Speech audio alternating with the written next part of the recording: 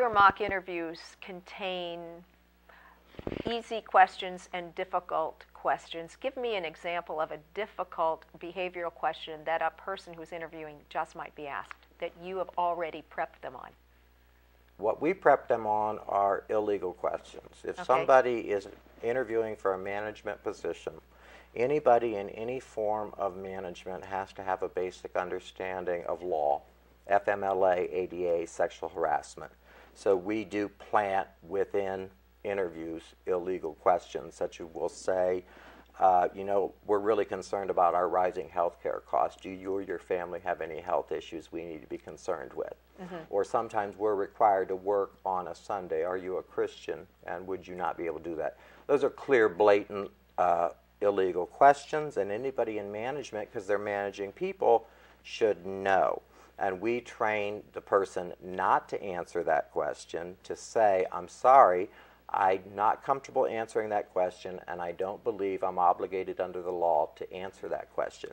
That is the polite way of saying that's an illegal question and I'm not going to answer it. You don't say, well, that's an illegal question, yes, I'm not going to answer it. What's wrong with you? Controversial. Yes. You simply say, and that validates what is. Because within behavioral interviewing, good cop, bad cop, there are trick questions that we ask. If I'm hiring a manager, I want to know that he has a basic understanding of labor law, because he's a liability and exposure to me if he's not. A friend of mine, I was telling her that I was going to be interviewing you, and she has a very good friend who interviewed for a vice president position. And the person interviewing her asked her about her husband. I don't know if it was, where does your husband work or something. And she said to the interviewer, are you hiring my husband? She got the job as vice president of the company because she subtly said what you're exactly saying. Sometimes it's a trick question, but even though I understand career seekers want a job and they'll grab at stalls, if it's not a trick question and the employer asks that, that's really not an employer you want to work with. You also, in your mock interviews, do ask other questions, too, to get them prepared, thinking that they might be asked those same questions, right? Right. They're prepared. There's a module of self-study training material on the top 100 questions, interview questioning, how to wow people with the wow philosophy. Give me an example of a couple of those questions, please. The question would be, like I similarly said, tell me about a time when a coworker wasn't carrying their own weight.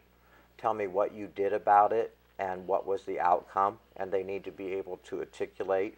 And we also like to focus, we like to ask a negative question, and that is to say, tell me why you left your last position.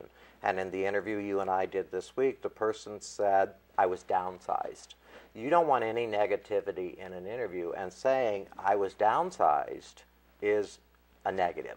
So what we teach is to flip that into a positive. You can say, I was downsized, although I enjoyed my time spent at the organization and I learned a great deal.